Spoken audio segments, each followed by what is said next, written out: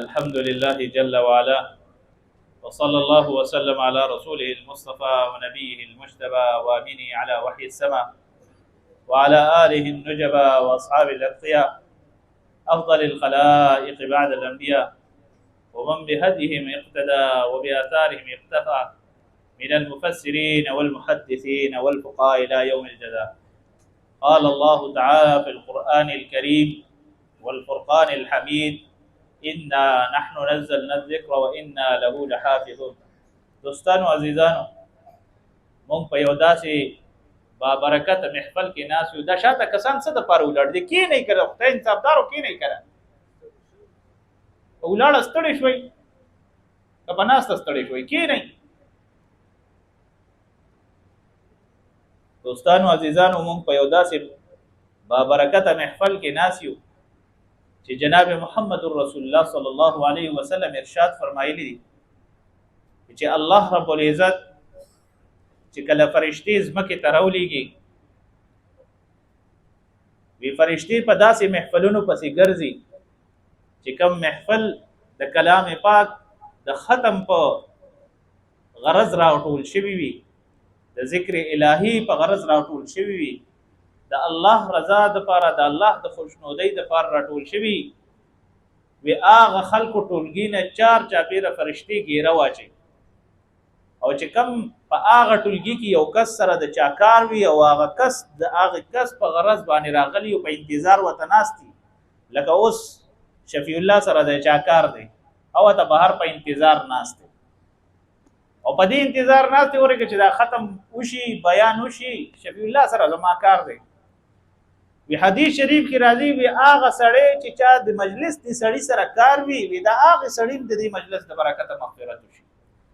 والله رب العزت د فرشتو نه تپوس کوي چې کله مجلس ختم شي، فرشتہ اخر کې اعلان کوي: قوموا مغفورا لكم قد بدلت سیئاتکم حسنات. تاسو په داسې حال کې پاسئ چې تاسو ګناهونه په نیکو سره بدل کړئ شو او تاسو ګناهونه وبخښلې شو. یو بل حدیث شریف کې راځي وی کله دا فرشتي د بارگاه الهی ته واپس شي، الله رب العزت سره د علم تپوس کوي د کم ځای نه راغلی یې. الله رب العزت ته هر څه پته وي، احکم الحاکمین دی، علیم بذات الصدور دی، هر څه نه با خبردار دی. فرشتي وته باری تعالی د ځمکې نه راغلیو، خلق راټول شوي او ستا رضا د پاره راټول شوي. الله رب العزت سره د علم تپوس کوي سی غوښتل او د سنه پناه وغوښته، ای پروردگار جنت غوښتو جهنم نه پناه وغوښته. حدیث ډیر وګت دی، بخاری شریف حدیث دی، وزیده ته مختصر بیان کو. ای پروردگار د جهنم نه پناه وغوښته، جنت درنه وغوښته. فرشتو ته الله رب العزت فرمایي چې آیا جنت لیدل دی؟ پروردگار کا جنت لیدل او نور به جنت مشتاقین وشي، نور به عاشقان شي. وی د جهنم لیدل دی، پروردگار کا جهنم لیدل او د جهنم نه به پناه وغوښته. دوستانو عزیزانو، الله رب العزت وتعالى فرمایي تاسو گواه اوسئ وی د هغه خلکو ما بخنه وکړه چې کم په هغه مجلس کې ناستي، کله کار په غرض سرم راغلی وي، چاته په انتظار ولی نه ناس، وای ټول خلکو الله رب العزت بخنه وکړه. دوستانو عزیزانو، د خبرې مطلب او غلوب لباب او مقصد می داده چې الله رب العزت مون په یو داسې محفل کې کینولو چې دا محفل د رحمتونو محفل دی، د رحمت عشر رال لاړه، د مغفرت عشر راله، او په دې مغفرت په عشره کې مقرب العالمین ته مینت او زاری او فریاد اونکړل، نو ډیره مشکله ده چې زموږ بخنه وشي. وجه څه وجه ده؟ نن تاسو وګورئ کنه، مسلمان دې ځان ته مسلمان وای او هغه افواه هغه غلط له لعب کې ودې مشغول وي چې کم د شیطان په لار ورته روان. دوستانو عزیزانو، قرآن ختمول اوریدل دغه مجلس کې ناستل دا د سعادت خبره ده. وخت خدمت کول دي. جناب محمد رسول الله صلی الله علیه وسلم ارشاد فرمایلی دي چې کله هم یو محفل کې قرآن ختم کړي شي، چې څوک هم ختم وکي، وی الله رب العزت د هغه سړي دعا قبلای، چې کوم ورپسې شاته په ختم کې ولاړ وي و هغه سړي هم الله رب العزت دعا قبلای. یو بل حدیث شریف کې راځي چې کله هم انسان د احکم الحاکمین په دربار کې ودرېدلی وي، او د زړه نه نادم وي الله رب العزت هر رنګ د دوا قبلې وکده نادم راغلی وي خفغان سره راغلی پروردگار زما خطاګانې وبخي زما ګناهونه وبخي زډیر عاجز یم فقیر یم چې کله هم انسان عاجزي انکساری تواضع شروع کی الله رب العزت په ډیر زیات رحم ورشي نن سبا سړی کې څه دی جلې یو 2 روپیو غټي دا ما کړی دي کزایم دا به وشي او کزنایم دا به ونشي دا ځمکه زما د پلار د نیکه ده دا سیس زما دی د هر سیس په داوا باندې کوي چې کله هم انسان په داوی سره خبرې کول شروع کی وی الله رب العزت فرشته مقرر کړي فرشته ته په چغو اعلان کوي چې دا ارستانه پاتې داستان دي تاسو یو حدیث شریف اوریدل روزانه قبر درې आवाजونه کوي روزانه او دا आवाज کوي چې زه د تیارو کوریم زه د چنجو کوریم زه د وحدانیت کوریم پدې کې ما کې تنه تنها پاتې کیږي نه په کفن کې جیب شته نه په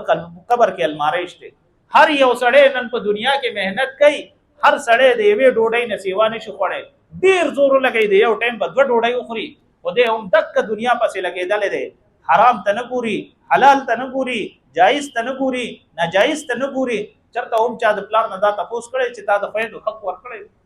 چره هم چا د یو بل رور نه تاسو کړی چې تا د خویندو یا د لونو حق ورکړي کله هم ما تا صرف دا قران دی د پاره زده کړی دی قاری صاحب مزه مخزان نه مخکې کړی چې د توتی په شان بس قران وای بس قران ختم چټي ختم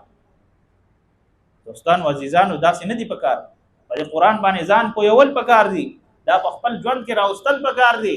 دا د خپل د لارې یو رڼا ده د انسان د هدایت لپاره یو رڼا ده هغه هدایت رڼا چې تا ځان سره کړی او ته په لار باندې روان ټول لار باندې روان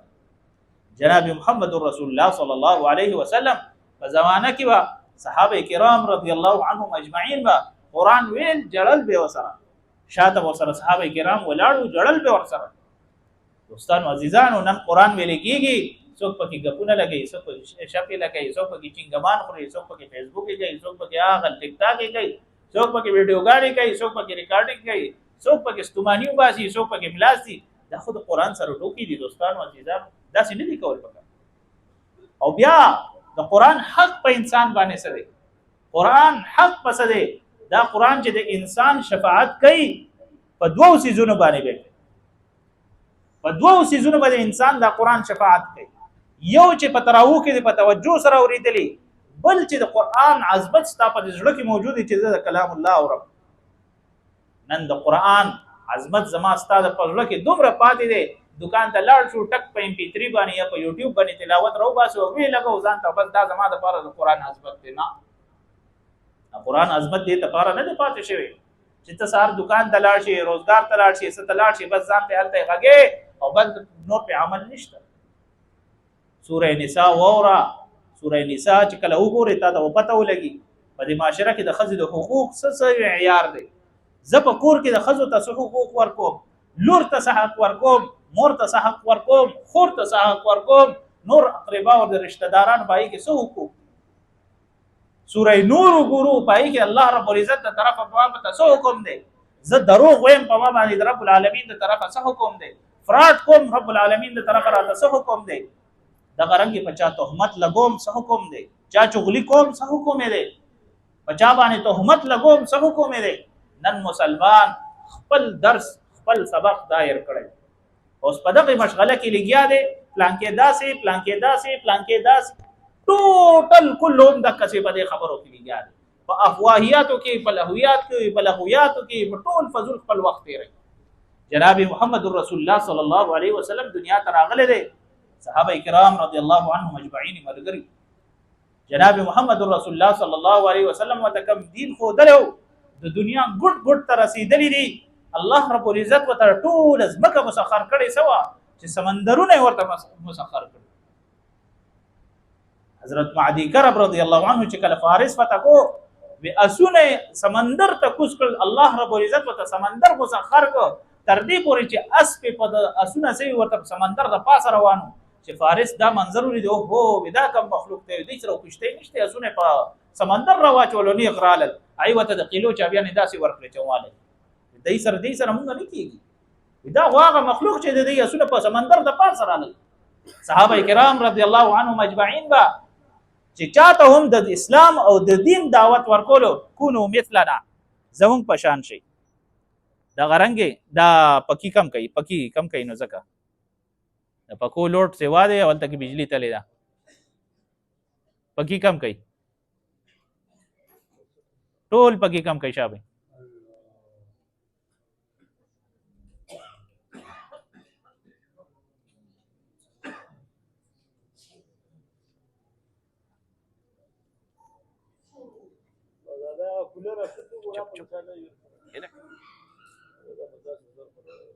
لګي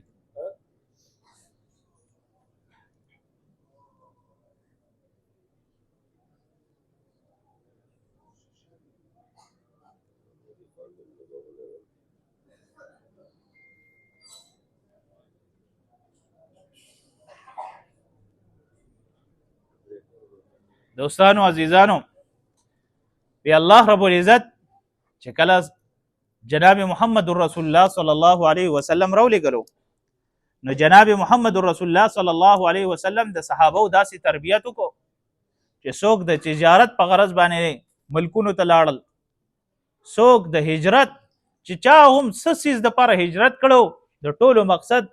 د وحده لا شریک دین خورولو او د وحده لا شریک دین خورول څنګه و د هغوی د اخلاقو نه به خلک متاثره کېدل او په دین اسلام کې برادن نه کېدل او چې کله هم جناب محمد رسول الله صلی الله علیه وسلم ته خبر را رسولو او جناب محمد رسول الله صلی الله علیه وسلم ته په مجلس کې خط را لیږلو او دا خبره ورته کوله چې زه پلانکې صحابي پلانکې او د پلانکې زوی د پلانکې ملک نه تاسو ته خط را لیږم چې د الله رسوله ما ته داسې مشکلات ما ته لار وښایه جناب محمد رسول الله صلی الله علیه وسلم به ورته باقاعده په خط کې پیغام لیږلو دا نه دا به ورته نه چې راشه ستا دلته کې ډېر وخت شو دومره مسافري کې ته دلته کې څه کوې نن سبا زما ستا بجې چې کله ناروې ته لاړ شي څومره کاله تېروي ډالر یې رالېږي بل ملک ته لاړ شي یورو رالېږي ورته وکړه چې دلته کې یا خیر دی که مړی وشي نو بس دلته نه ورته دوا کوه که نه که واده خادي داسې خپل خپلوانو واده خادي نو ورته مړه یې هلته کې که نه ستا نه بغیر خو واده کېږي چې یو څه روزې له لړ شي څه وایي ورته مړه دا وګوره زوی دې ناجوړه دی پلانکې ناجوړه دی دا هلته کې ناست دی دا ټول د هر څه خبره دا ټول معیار په څه باندې کمزوری دی انسان دا کمزورتیا د یقین ده دا کمزورتیا د څه شي ده یقین ده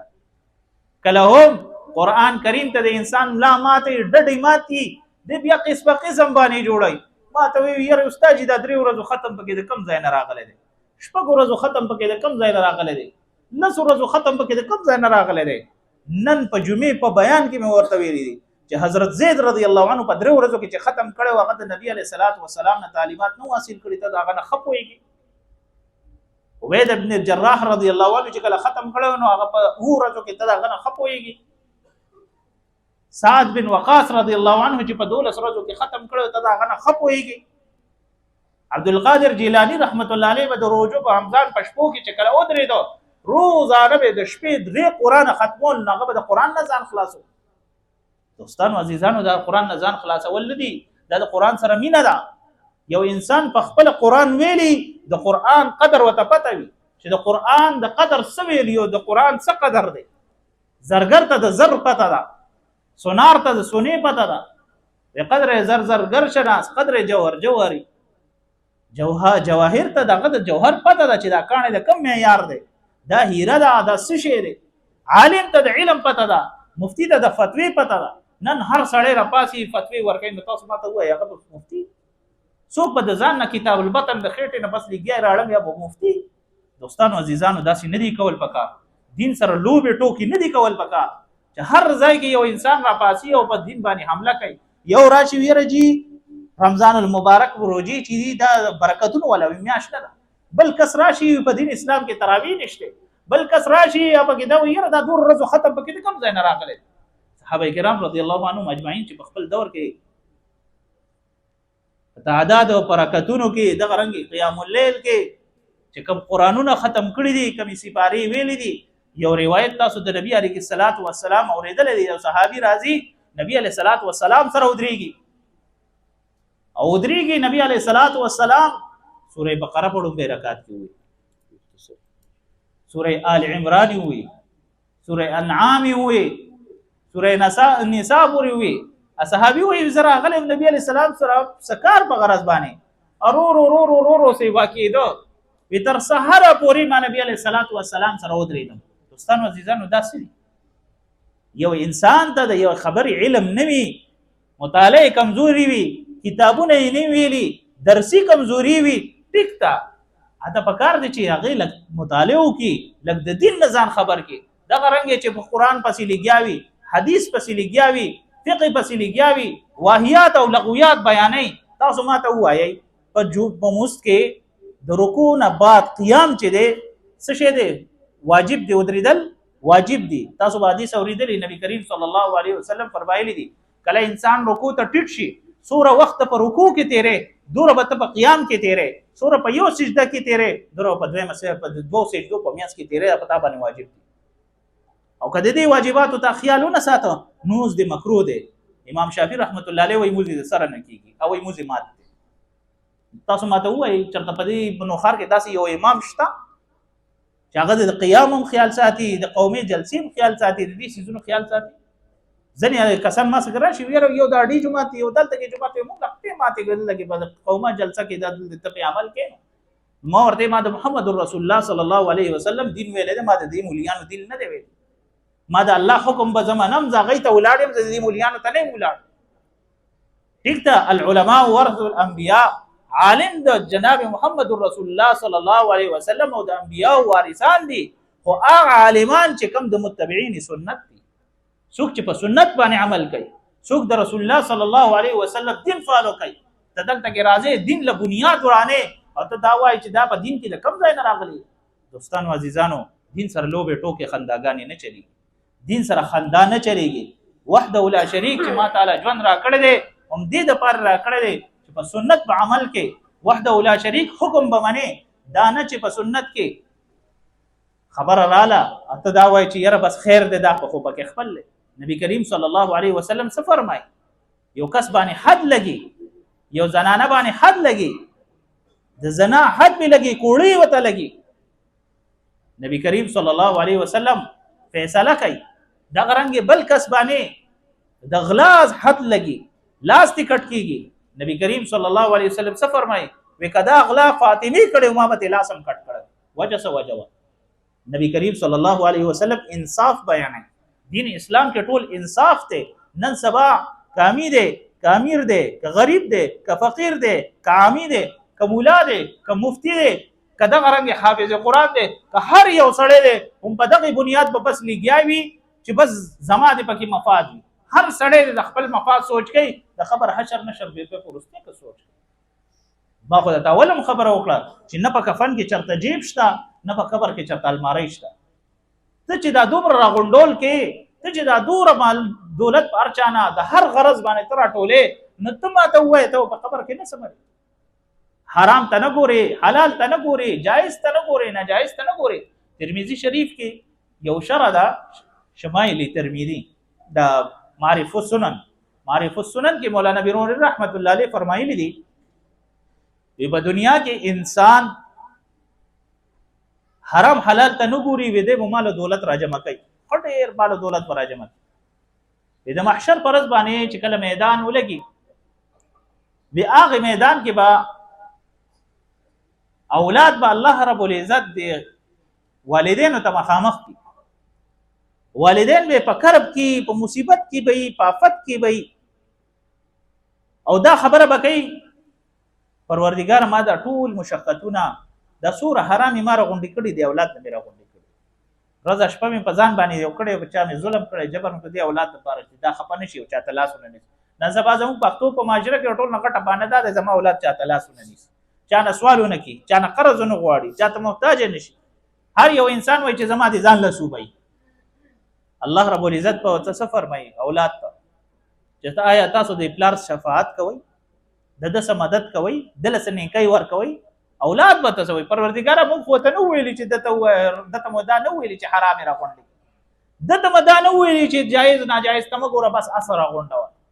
دوستانو عزیزانو هلته کې به تیغ اولاد خپل مبرا شي، او لاس به اوچت کې پروردګار مونږ په دې ګناه کې مشاملوه مونږ نه ثواب او نیکي مونږ غواړه. دوستانو عزیزانو ډیر سخت وخت را روان دی. په هغه سخت وخت کې به خپل اولاد هم په کار نه راځي، خپل عمل به په کار راځي. خپل حشر نشر قبر د محشر ودرېدل پر صراط باندې تیرېدل دا ټول ارسه به ته ځان له خپله جوړې. کله هم چې ستا عمل ټیک شي،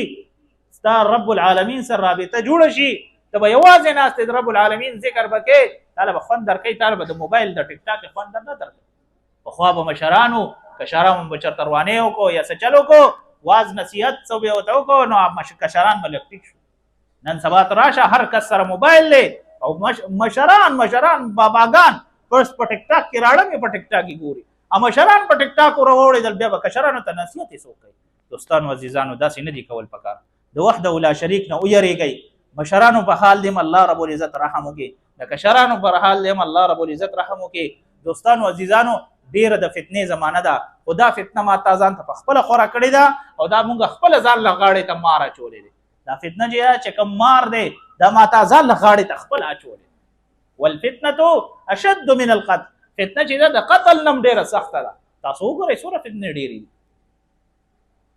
الله رب العزت موږ تاسو له په دې باندې عمل کولو توفیق را نصیب کړي. ملګري به ډېر ستړي شوي وي په تراو کې، دوا بالکو به یې صفونه برابر کوي چې ملګري په صحیح طریقې سره او دغه تقسیم شروع کړي. شاباش.